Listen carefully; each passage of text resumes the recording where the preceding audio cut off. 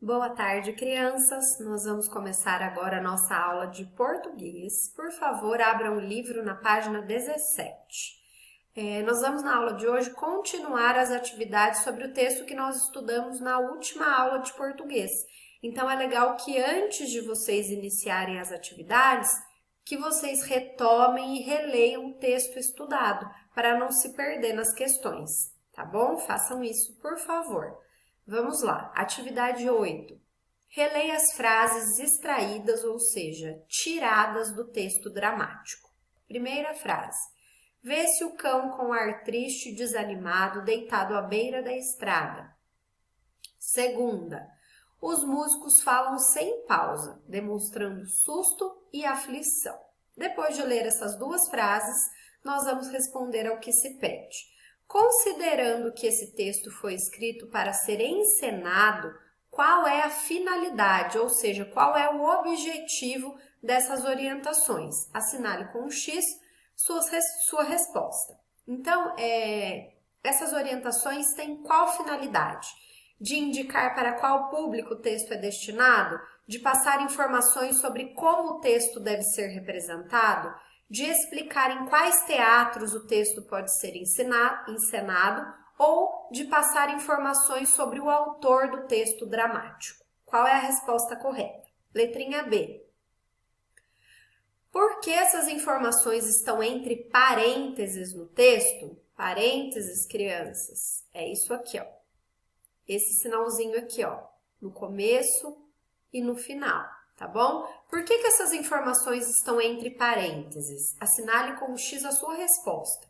Para que o diretor da peça não se confunda, para deixar o texto visualmente mais bonito, para que sejam diferenciadas das falas dos personagens e do narrador, ou para que não sejam confundidas com o título do texto. Por que aquelas orientações estão entre parênteses? Página 18, letrinha C.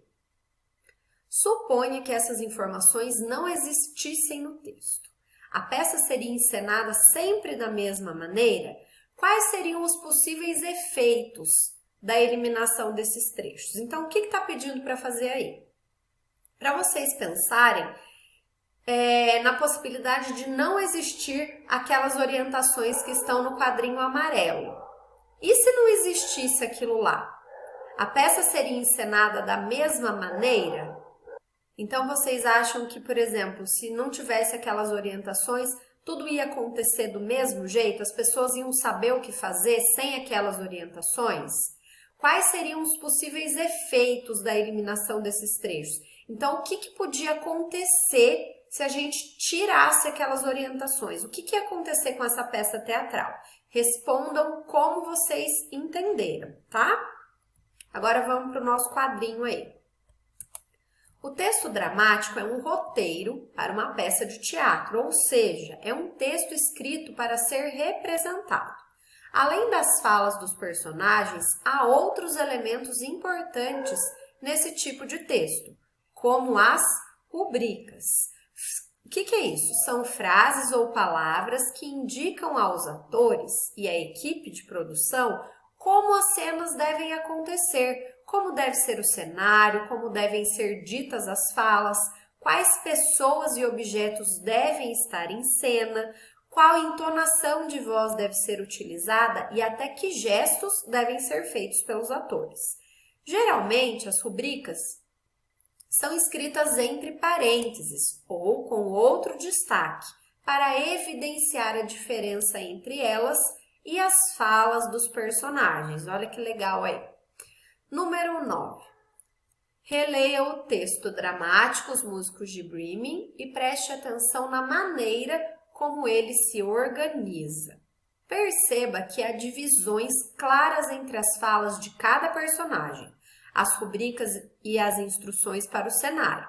Após a releitura, use as palavras do quadro a seguir para completar as lacunas das frases de cada item.